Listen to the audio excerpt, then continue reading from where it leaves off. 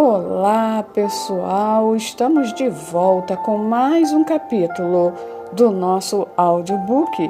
Mas antes, te peço que não deixe de curtir esse conteúdo, compartilhe e se inscreva. Assim você será notificado com novos projetos. Estamos estudando o livro Kryptonita. Não perca os próximos capítulos. Capítulo 18. Um Jesus falsificado. Você deve estar pensando, um Jesus falsificado? Como assim? Este capítulo contém um elemento-chave sutil que atrai os crentes à idolatria. Cobrir este aspecto nos ajudará a desvendar o mistério do motivo de tantas pessoas do cristianismo moderno caírem facilmente como presas da criptonita espiritual que rouba a nossa força como igreja e indivíduos. Para junto de mim. Como mencionei antes, a saída de Israel do Egito simboliza a nossa salvação, a nossa saída do mundo. Moisés liderou os israelitas ao Sinai, onde ele encontrou Deus na sarça ardente. Moisés queria que o povo vivenciasse um encontro parecido, porque ele iria querer levá-lo imediatamente à terra prometida antes de apresentá-los àquele que prometeu. Quando chegaram ao Sinai, lemos: logo Moisés subiu o monte para encontrar-se com Deus. E o Senhor o chamou do monte, dizendo: diga o seguinte aos descendentes de Jacó e declare aos israelitas: vocês viram o que fiz ao Egito e como os transportei sobre asas de águias e os trouxe para junto de mim. Êxodo 19, versos 3 e 4. Veja estas palavras, trazidos para mim.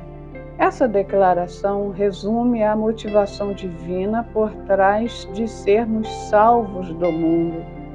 Deus trouxe você para Ele mesmo. Ele deseja você, anseia pela sua amizade e quer ter um relacionamento de pai e filho. Você consegue imaginar quão animado Deus estava para conhecer aquele povo que havia ficado cativo por centenas de anos? Lembro-me de quando Lisa estava grávida de cada um dos nossos 4 filhos. Mal podia esperar para que eles nascessem. Eu havia esperado por longos 9 meses. Queria segurá-los nos meus braços, vê-los crescer, ouvir a voz deles, conhecer a personalidade deles e desenvolver um relacionamento de pai e filho com cada um. Em resumo, eu ansiava por eles. Essa era a atitude de Deus, exceto que ele havia esperado muito mais que 9 meses. O povo precisava fazer certas preparações para um encontro de sucesso. O Senhor disse a Moisés: vá ao povo e consagre-o hoje e amanhã. Eles deverão lavar as suas vestes e estar prontos no 3º dia, porque nesse dia o Senhor descerá sobre o monte Sinai, à vista de todo o povo. Êxodo capítulo 19, versos 10 e 11. O Senhor estava dizendo ao seu povo: eu anseio por vocês, mas para que tenhamos um encontro genuíno, vocês têm que lavar a sujeira do Egito da sua roupa. Eu sou o seu pai, mas também sou um Deus santo e não terei um relacionamento superficial com vocês. é impossível ter um relacionamento profundo e significativo com alguém egoísta. Deus entregou-se totalmente a nós. Ele não aceita que façamos o que o mundo faz, ou seja, usar aqueles com quem temos relacionamento para satisfazer os nossos próprios desejos ou ego. No Sinai, 2 dias passaram e no terceiro dia o Senhor desceu para se apresentar. Quando fez isso, o povo recuou e tremeu de medo. Eles disseram a Moisés: "Fala tu mesmo conosco e ouviremos, mas que Deus não fale conosco para que não morramos." Êxodo 20, 19.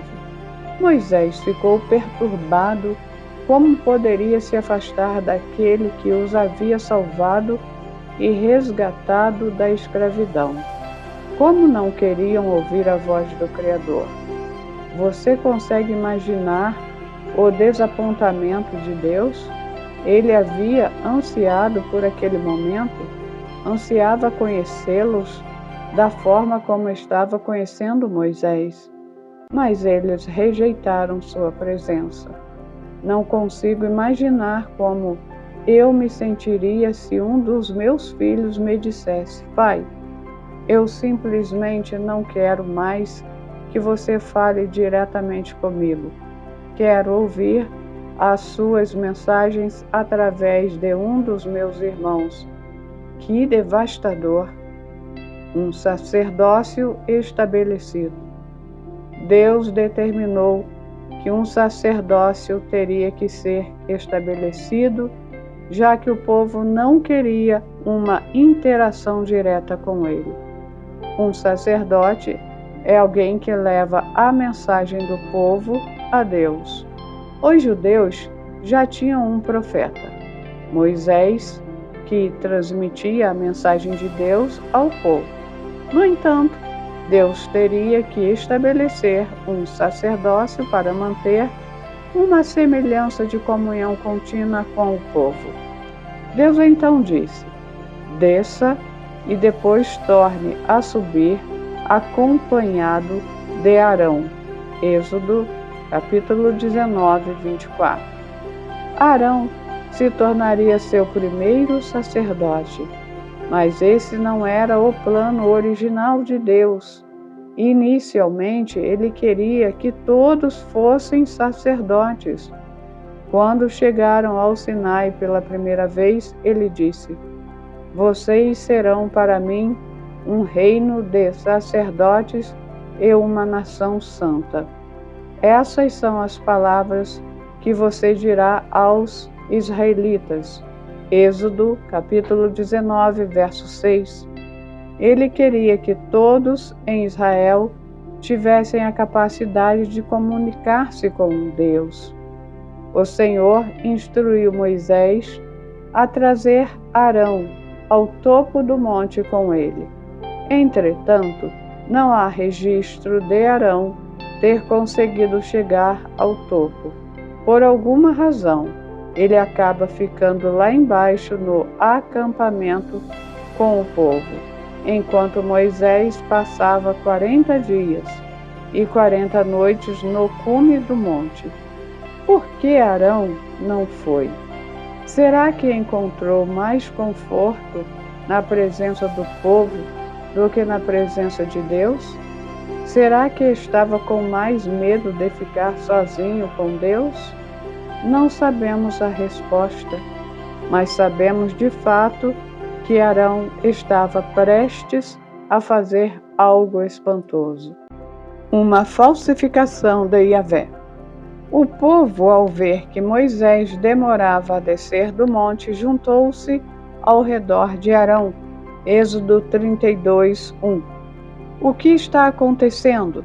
Primeiro, o povo tinha desejos que queriam ver realizados e precisavam de um homem de Deus para acomodá-los. Segundo, Arão tinha um dom de liderança em sua vida. e esse dom atraía as pessoas. Esse é um ponto importante, pois as pessoas são atraídas por um líder forte, esteja o líder obedecendo a Deus ou não. Só porque um líder atrai um número significativo de seguidores, não significa necessariamente que ele está em sintonia com Deus. Veja o que o povo disse a Arão: venha, faça para nós deuses que nos conduzam, pois a esse Moisés, o homem que nos tirou do Egito, não sabemos o que lhe aconteceu. Êxodo 32, verso 1. A primeira coisa que notamos é que o povo não diz, pois a Deus não sabemos o que lhe aconteceu. Esse é um ponto importante que discutiremos brevemente. Em segundo lugar, note que eles dizem, faça para nós deuses. A palavra hebraica para deuses é Elohim. Essa palavra é encontrada pouco mais de 2.600 vezes no Antigo Testamento. Mais de 2.250 vezes essas palavras se referem ao Deus Todo-Poderoso. Por exemplo, aparece 32 vezes no primeiro capítulo de Gênesis. O primeiro versículo da Bíblia diz: no início, Elohim criou os céus e a terra. Outro exemplo seria Deuteronômio 13, verso 4. Sigam somente o Senhor Yahvé, o seu Deus Elohim, e temam a Ele somente. Cumpram os seus mandamentos e obedeçam-lhe, sirvam-no e apeguem-se a Ele. Podemos ver que este versículo apresenta o nome do Senhor Yahvé e em seguida refere-se a Ele como o nosso Elohim. Ele é Deus, a autoridade absoluta e a única fonte. Entretanto, pouco mais de 250 vezes no Antigo Testamento, Elohim é usado para descrever um Deus falso, como Dagon, 1 Samuel, capítulo 5, verso 7, ou Baal, 1 Reis, capítulo 18, verso 21. Então temos sempre que ler essa palavra no contexto, a fim de saber de quem estamos falando. Arão responde ao pedido do povo pedindo o ouro de seus brincos. Ele derrete o ouro e depois cria o infeliz bezerro. Quando terminou, o povo disse: eis aí os seus deuses, ó Israel, que tiraram vocês do Egito. Êxodo 32, verso 4. A palavra hebraica para Deus é mais uma vez Elohim, com D minúsculo. Porém, estamos começando a ter uma ideia de quem está sendo mencionado aqui através das palavras deles, que os tirou da terra do Egito. Eles sabiam quem os havia libertado. Não eram bobos, no entanto, a nossa ideia está confirmada no próximo versículo. Vendo isso, Arão edificou um altar diante do bezerro e anunciou: amanhã haverá uma festa dedicada ao Senhor. Êxodo 32, verso 5. A palavra Senhor, neste versículo com S maiúsculo, é Yahvé. A CWSB declara: a palavra refere-se ao nome próprio do Deus de Israel, particularmente ao nome pelo qual ele se revelou a Moisés. Êxodo capítulo 6, versos 2 e 3. Tradicionalmente, o nome divino não tem sido pronunciado, principalmente por respeito à sua santidade. Até a Renascença era escrito sem as vogais no texto hebraico do Antigo Testamento sendo reconhecido como Yahvé. Essa palavra, exceto nessa referência, nunca é usada para se referir ou dar nome a um falso Deus na Bíblia inteira. Não tem como não entender o que está acontecendo aqui. Quase que inacreditável. Arão e o povo olham bem para o bezerro e o chamam de Yahvé. Não chamam o bezerro de Baal, Dagon, Azerá, Neftis, nem qualquer outro nome de deuses egípcios. Eles não dizem: vejam Ra, que nos tirou do Egito. Não se esqueça de que eles haviam dito: não sabemos o que aconteceu com Moisés. Não havia dito: não sabemos o que aconteceu com Deus. Não estavam negando a existência de Yahvé, nem o envolvimento dele em suas vidas. Ainda reconheciam que foi Jeová ou Yahvé que os salvou, libertou, curou e proveu para eles. Eles simplesmente mudaram sua verdadeira imagem para uma figura administrável de Yahvé, que lhes daria tudo que queriam. Veja um exemplo contemporâneo disso. Lisa e eu viajamos extensivamente e temos uma equipe excelente no nosso ministério. Messenger Internacional. Então, o que irei escrever agora é estritamente hipotético, pois os membros da nossa equipe nunca fariam isso. Como líderes, há vários princípios operacionais e culturais que Lisa e eu constantemente enfatizamos porque são importantes para nós. Alguns deles são: pedimos à nossa equipe 9 horas de produtividade em 8 horas. Queremos um ambiente de trabalho divertido, que façam tudo com excelência e amor. Sirvam a qualquer pessoa, parceiro ou líder que faça contato conosco. Atinjam determinadas cotas diárias e semanais, e a lista continua. O nosso executivo chefe de operações, a quem darei o nome fictício de Tim, é responsável por certificar-se de que os padrões culturais e operacionais que eu pedi sejam mantidos. Vamos supor que Lisa e eu estejamos na estrada e, além disso, o nosso chefe executivo também esteja fora. O próximo no comando seria o nosso diretor financeiro, Jordan, fictício também. Assim que Tim vai embora, Jordan fala para que a equipe: ei, pessoal, o John e a Lisa querem que tenhamos um ambiente divertido. Vamos contratar um DJ e colocar uma vista de dança com luzes e fumaças e vamos fazer uma festa durante os próximos dias.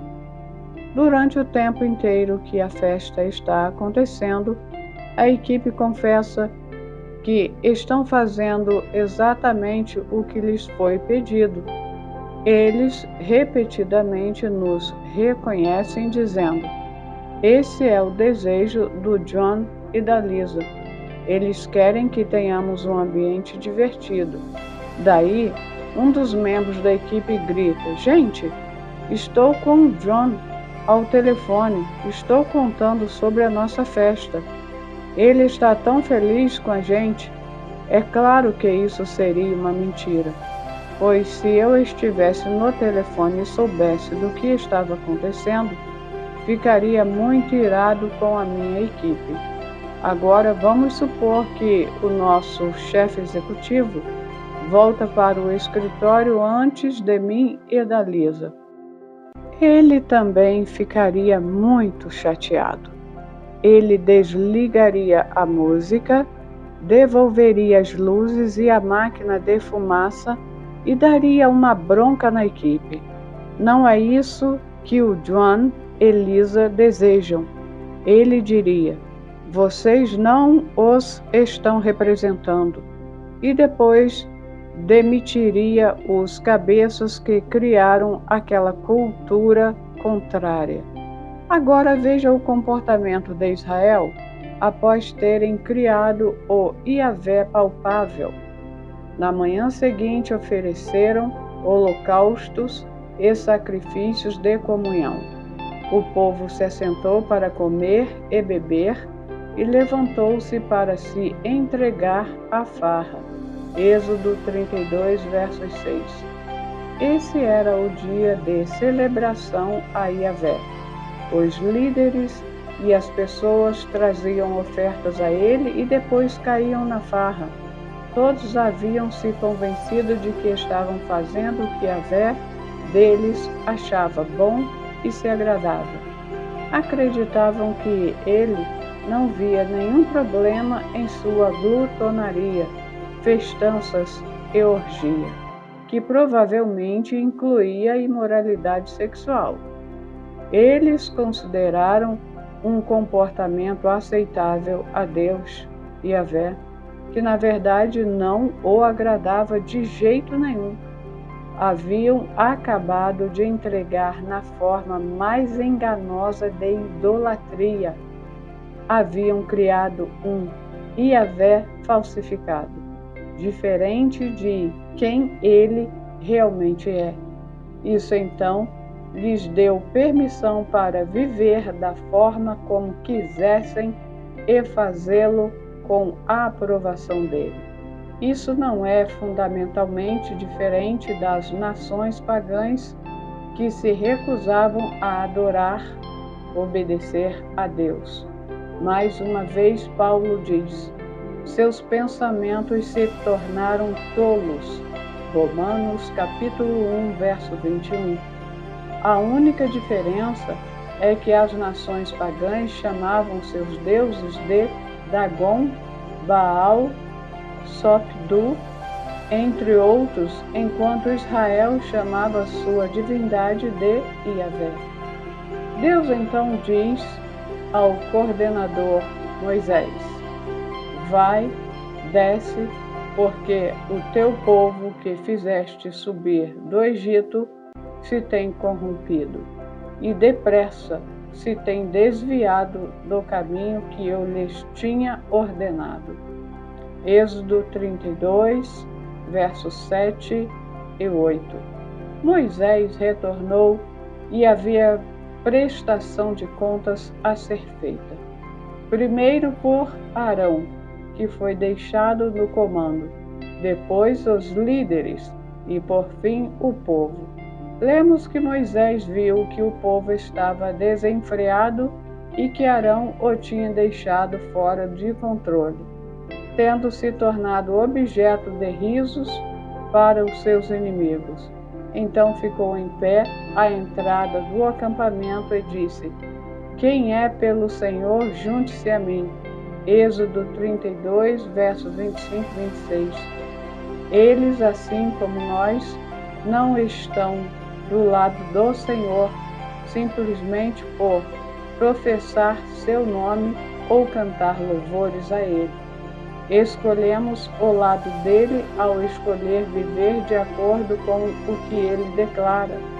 Isso nos traz algumas perguntas muito importantes. Nos tempos atuais, será que criamos um Jesus que nos dá tudo que as nossas paixões enganosas desejam? Será que reconhecemos que Ele derramou seu amor por nós, nos salvou e nos libertou do mundo? Será que estamos cantando louvores para e sobre Ele, que dizem que o céu está disponível para nós, mas na verdade o nosso Jesus não é o verdadeiro Jesus assentado à direita de Deus? Será que criamos um Jesus falsificado? Será que há muitas pessoas enganadas na igreja, assim como aqueles israelitas que saíram do Egito? E uma pergunta extra: quem são os coordenadores que, como Moisés, irão descer do monte de Deus para confrontar os enganados com um coração cheio de fogo e amor? Se eles não se levantarem, o nosso engano irá somente ficar mais forte e a criptonita continuará a explorar a nossa fraqueza, chegando até ao ponto da morte. Entre em ação. No mundo ocidental, é fácil dizer que cremos em Jesus. No entanto, a maior parte do Ocidente está fatigada do cristianismo porque há pouca diferença entre os cristãos e o mundo. Os cristãos proclamam o nome de Jesus e dizem que honram a Deus, enquanto vivem uma vida pecaminosa que ele claramente desaprova, assim como Moisés declarou quando chamou Israel para prestar contas: quem é pelo Senhor, junte-se a mim. É tempo de verdadeiros cristãos se levantarem e chamarem seus irmãos e irmãs à verdade. Seguir a Jesus custa tudo. As nossas vidas não são nossas. A nossa vontade está submetida a Deus, ou então Ele não é verdadeiramente o nosso Senhor. A nossa fé está nele, sabendo que Ele proverá tudo que precisamos. Esse é o chamado do cristianismo. Sim, venha ser salvo, mas você tem que morrer para o seu antigo eu e se tornar alguém novo. Reflita no verdadeiro chamado do cristianismo. Escreva os seus próprios pensamentos sobre como isso é igual ou diferente ao que você foi ensinado. Então, encontre alguém na sua família ou igreja para conversar sobre isso. Entregue essa verdade a eles. Até o próximo capítulo.